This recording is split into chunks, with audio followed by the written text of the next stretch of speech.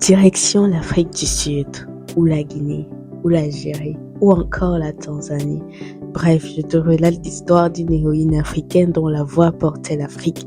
Il s'agit bel et bien de la célèbre chanteuse d'origine sud-africaine Miriam Makeba, encore surnommée Mama Africa.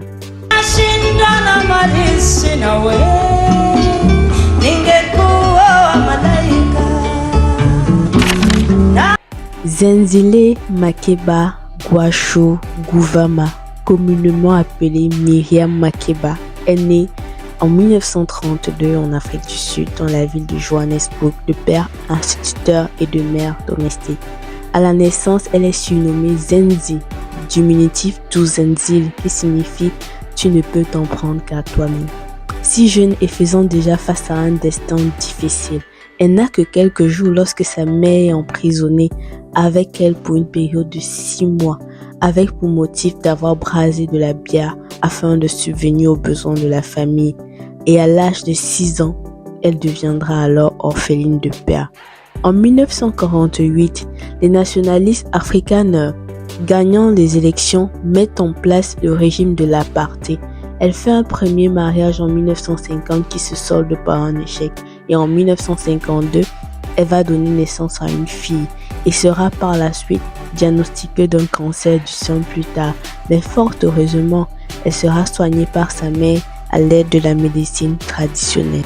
Sa passion pour la musique alors se fait ressentir dès son plus jeune âge, lorsqu'elle commence à chanter avec le groupe Cuban Brothers, puis Manhattan Brothers à 20 ans seulement. Elle se verra octroyer le surnom Myriam comme nom de scène par le même groupe. Et très vite, elle devient une vedette et se sert de sa voix pour dénoncer l'apartheid et les conditions de vie difficiles du prolétariat noir. C'est en 1956 qu'elle sortira son tube à succès Pata Pata,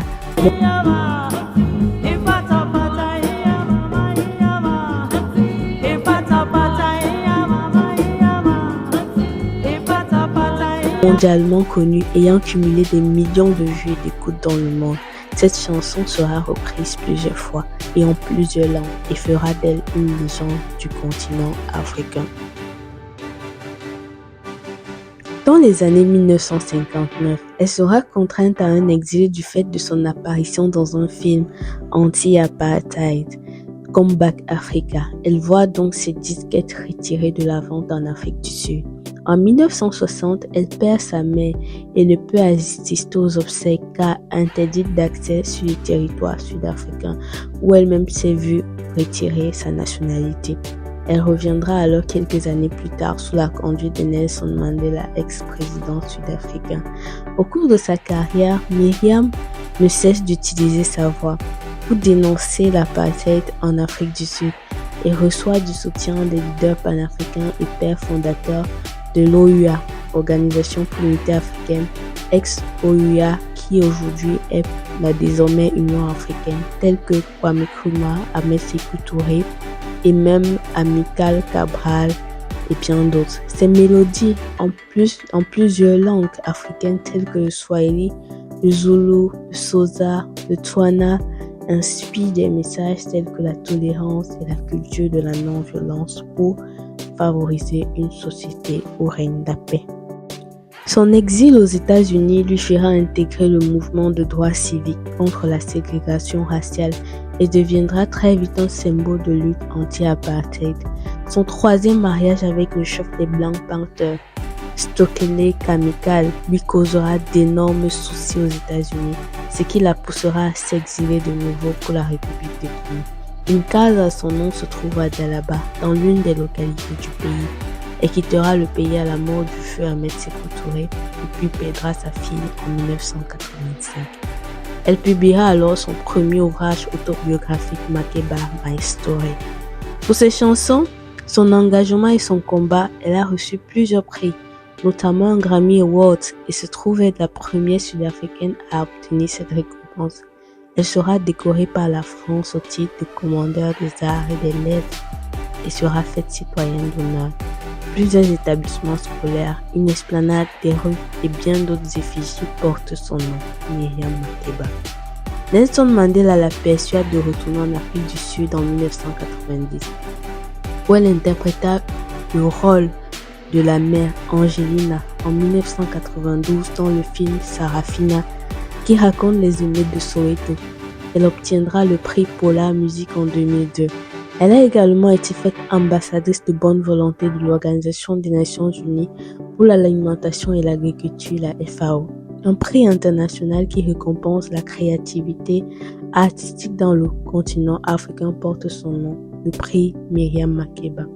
Elle décède en 2008 à l'âge de 76 ans en Italie, de suite d'un malaise à l'issue d'un concert pour l'écrivain menacé de mort Roberto Saviano.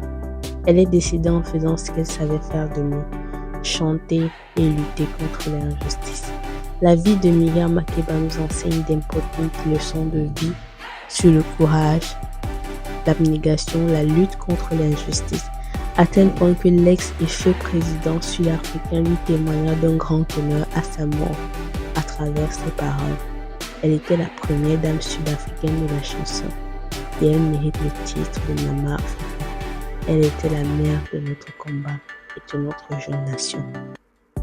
De l'histoire de cette héroïne africaine qui a passé 32 ans de sa vie en exil entre les États-Unis, la Guinée et l'Afrique et d'autres pays africains, il faut reconnaître que elle s'est forgée une mentalité de guerrière. Alors, pour toi qui m'écoutes aujourd'hui et qui a un combat et qui mène une lutte actuelle pour les droits civiques, que ce soit celle des femmes, que ce soit celle des enfants, tu dois comprendre que tu dois t'armer de courage et de force. Peu importe les difficultés, ne pas abandonner pour pouvoir laisser ton empreinte dans la société. Porte-toi bien et retrouvons-nous pour une autre histoire inspirante des héroïnes africaines.